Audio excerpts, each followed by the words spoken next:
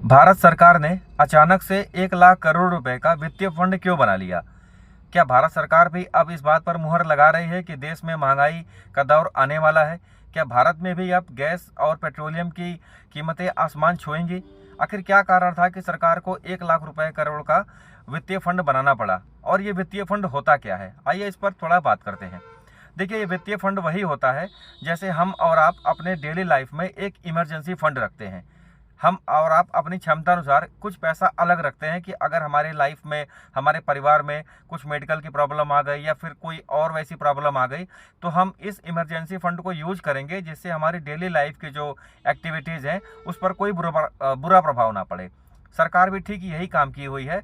इसने America, Iran और Israel की लड़ाई की वजह से अपने देश में, भारत देश में पेट्रोलियम की कीमतें आसमान ना छुएं, कोई महंगाई का बहुत लेवल ऊपर ना हो जाए, इसको कंट्रोल करने के लिए सरकार ने 1 लाख करोड़ रुपए का वित्तीय फंड बनाया हुआ है। गवर्नमेंट इस फंड को, अगर मान लीजिए कल को पेट्रोलियम की प्राइसेस बढ़ती हैं, ज़्यादा बढ़ती हैं, तो सरकार पेट्रोलियम प्रोडक्ट पे जो है टैक्स का छूट दे सकती है या कुछ सब्सिडी दे सकती है। किसानों के लिए गैस, खाद या इस तरह की चीज़ों पर सरकार जो है कुछ छूट दे सकती है, महंगाई जिससे कि अपने देश में कंट्रोल रहे।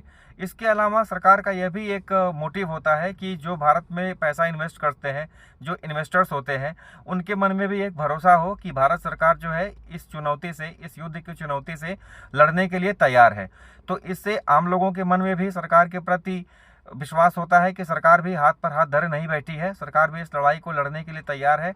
और सबसे बड़ी जो बात होती है, इन्वेस्टर्स होते हैं जो, कि इन्वेस्टर्स को भी भरोसा होता है कि भारत सरकार इस चुनौती से पार पा लेगी।